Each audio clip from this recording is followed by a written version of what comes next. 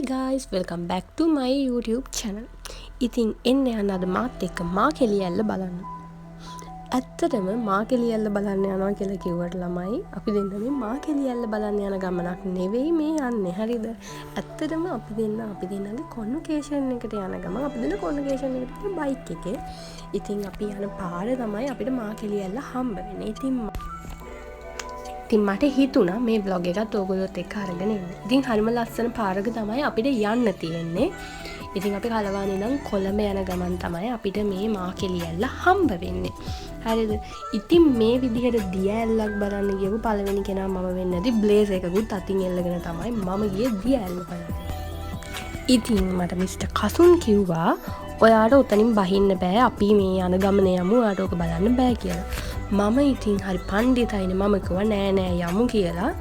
ගොඩාක් බර බෑග් එකක් කරේ එල්ලගෙන බක පණ්ඩිතයා වගේ ටට් ගාලා මං ඔය පඩිපෙළ බැහැගෙන ගියා. ටික දුරක් බැහැගෙන යනකොට මට තේරුණා මං කරේ මාරම මෝඩ වැඩක් කියලා. මොකද ඔය බෑග් එක මාරම බරයි. මොකද අපේ තියෙන ඔක්කොම බඩු සෙරෙප්පු සපත්තු අපි වැඩිපුරත් එක්ක බඩු වගේක් අරගෙන ගියා. ඔක්කොමත් එක්කලා සෑහෙන බරයි. අන්තිමට ඉතින් පේනානේ පඩි පෙළවත් මට බැහැ ගන්න බෑ. ඒ වුණාට මම අහලා තියෙනවා මේ මාකෙලියල්ල තමයි බස්නාහිර පළාතට තියෙන ලස්සනම දියඇල්ල කියලා. ඔව් මේක බස්නාහිර පළාතට තමයි අයිති වෙන්නේ. මේ දියඇල්ල බිලි ගන්නවා කියලාත් මම අහලා තියෙනවා. ඉතින් පේනවානේ හෙල්මට් එකකුත් දාගෙන ඒකවත් ගලවන්න නැතුව තමයි ගිහින් තියෙන්නේ. ඉතින් එතනින්ම මගේ මොලේ තරම මට හිතා ගන්නත් පුළුවන්. අමාරුවෙන් බැහැගෙන ගියාට පස්සේ තමයි මම දැක්කේ දියඇල්ල මාරම ලස්සන. ඉතින් අපි වැඩි වෙලා මෙතන ඉන්න ආවේ නැහැ. ඒක තමයි මම ওই හෙල්මට් එකත් ගලවලා නැත්තේ. හරිද? ඉතින් ඇත්තටම මාරම ලස්සන දියඇල්ලක් බස්නාහිර පළාතේ කළුතර දිස්ත්‍රික්කයට තමයි මම හිතන්නේ මේ දියඇල්ල අයිති වෙන්නේ. ඉතින් මේ දියඇල්ල මෙච්චර ලස්සනයි වගේම මේ දියඇල්ල ඇත්තටම මාර භයානක සයිඩ් එකක් තියෙනවා. මොකද මේ වෙනකොට මේ දියඇල්ල මිනිස්සු 40කට වැඩි ප්‍රමාණයක් බිලි අරගෙන තියෙනවා.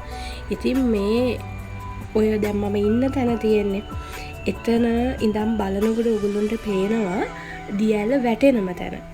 ඒ වැටෙනම තැන හරිම ගැඹුරුයිලු. ඉතින් එතන තමයි 40 දෙනෙක්ව බිලි අරගෙන තියෙනවා කියලා කියන්නේ.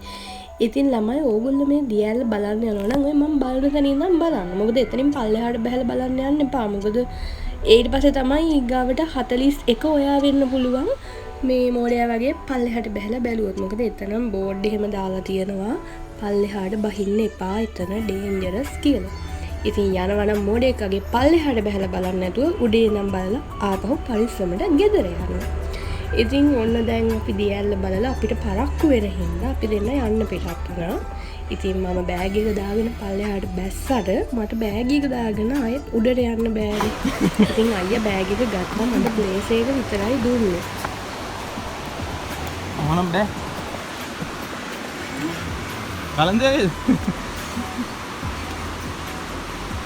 කවුද පරිපලනක් නැතිව. ආයෙනවද? කියන්නේ ඕනේ මෙච්චර ඇත්තටම මට ඒ ටික නැගගන්න බැරි වුණා. මට කලන්ද ගතියක් ආවා. මම අමාරුවෙන් අල්ලගෙන නැග්ගා. පේනවනේ අන්තිමට වෙච්ච දේ. මට කලන්ත වගේ හින්න ටික වෙලාවක් ගමන පැත්තකට තියලා හිටියා. අන්න ඒක තමයි ඔයාලටත් කියන්නේ. ගෙවල් වලට වෙලා කාලා බීලා නිදියලා පිටිමුට්ට වගේ ඉන්න එපා. වර්ක්අවුට් ටිකක් කරන්න නැත්තම් මට වුණා වගේ මෝඩෙක් වගේ තමයි ඉන්න වෙන්නේ කිසිම ෆිට්නස් එකක් නැතුව.